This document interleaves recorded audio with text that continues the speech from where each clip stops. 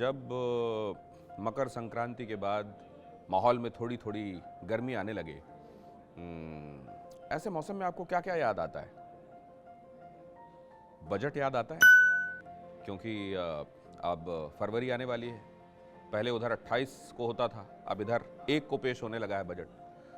पता नहीं आप में से कितने लोगों की बजट में दिलचस्पी है, लेकिन असल में जो केंद्र सरकार का बजट है, आपकी, हमारी, हर किसी की ज़िंदगी को किसी ना किसी तरीके से छू के जाता है।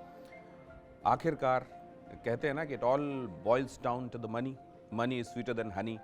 और मनी का, रुपयों का हिसाब किताब हमारे लिए, हम जो रखते हैं अपने बटुए का, उसको पर्सनल फाइनेंस कहते हैं। और सरकार जब इसका हिसाब किताब रखती है तो उसे आम बजट कहा जाता है।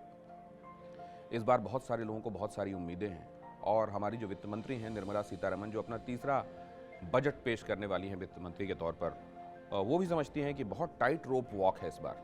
सोचिए, एक तरफ कोविड ने अर्थव्यवस्था की हालत ख़राब कर रखी है। कोविड में लोगों को राहत देने के लिए सरकार को अपने खजाने का मुंह खोलना पड़ा है, उधार लेना पड़ा है। और ऐसे में अब दूसरी तरफ चुनौती क्या है कि सरकार अपना खर्च और बढ़ाए, पब्लिक एक्सपेंडिचर बढ़े, उन जगहों पर बढ़े जहां लोगों के लिए रोज़गार के मौके हों, उन जगहों पर बढ़े जहां पर इंफ्रास्ट्रक्चर डेवलप किया जाए, ताकि इंफ्रास्ट्रक्चर डेवलपमेंट में लोगों को रोज़गार मिले, और इंफ्रास्ट्रक्चर डेवलप होने के बाद उसके ज़रिए इन्वेस्टमेंट को अट्रैक्ट किया जा सके। तो ये दोहरी चुनौती है, बड़ी टाइट रोप वॉक है। एक तरफ कोविड, ये जो ऐसा वायरस जिसके बारे में किसी ने सोचा नहीं था, उसने एक तरीके का डिमांड शॉक दिया है लोगों को। लोगों की जेब से, अगर उनके पास पैसे हैं भी, तो बहुत एहतियात से खर्च कर रहे हैं। वो चाहते हैं कि वो अपने पैसे बचा कर रखें, क्योंकि आगे का कुछ पता उनको दिखाई नहीं दे रहा है। कहा यह जा रहा है कि इस दौरान लाखों लाख लोगों के रोज़गार गए, कई मिलियन लोगों ने अपने रोज़गार गंवा दिए हैं। ऐसे में अब सबसे बड़ी चुनौती ये है कि ख़ासतौर से वो सेक्टर जो सबसे ज़्यादा लोगों के लिए एम्प्लॉयमेंट जनरेट करता रहा है, जिसको हम MSME सेक्टर कहते हैं, मीडियम स्मॉल माइक्रो एंटरप्रेन्योर्स जो हैं, वो किस तरीके से फलें फूलें, क्योंकि सबसे ज़्यादा चोट भी उन्हीं को पड़ी है। क्योंकि सबसे कम कैपिटल के साथ वो शुरू करते हैं, कई बार उनको लोन लेना होता है, लोन में भी कोलैटरल रखाए जाते हैं। उसके बाद अगर वो लोन नहीं चुका पाते हैं तो उनके साथ दूसरी सख्ती होती है। बहुत सारे लोग जो शहरों से अपने गांव की तरफ चले गए हैं, उनके पास जाहिर है लेबर की भी प्रॉब्लम है। और ऐसे में अब देखना यह है कि ये इस सब का बैलेंस कैसे बिठाया जाता है।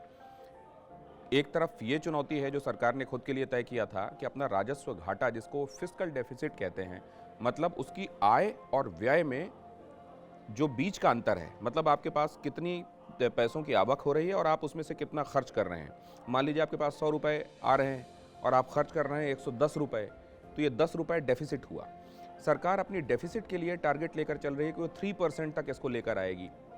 लेकिन अब ऐसे में क्या उसको 3% के आसपास रख पाना मुमकिन हो पाएगा क्या? कहा यह जा रहा है कि दिसंबर से लेकर मार्च तक के बीच में टैक्स के ज़रिए जो कलेक्शंस हुए हैं रेवेन्यू के तौर पर, उससे सरकार को थोड़ी राहत मिलेगी। और मुमकिन है कि कई ऐसी चीज़ें, कई ऐसी प्रॉपर्टीज़ जो सरकार के अधीन हैं, उनमें से कुछ को विनिवेश करके सरकार कुछ उसमें से पैसे लाए। यही कुछ तरीके हैं, लेकिन फिर भी जो फिस्कल डेफिसिट का टारगेट अपने लिए तय किया था सरकार ने, क्या उसको अचीव कर पाएगी? मुश्किल लग रहा है। और मुझको लगता है कि लोग भी लीनियंट हैं, नहीं चाहते कि सरकार पहले उन टारगेट्स को पूरा करे, बल्कि वो ये चाहते हैं कि पहले राहत दी जाए, क्योंकि कोविड के बाद राहत पर सबसे पहले निगाहें हैं।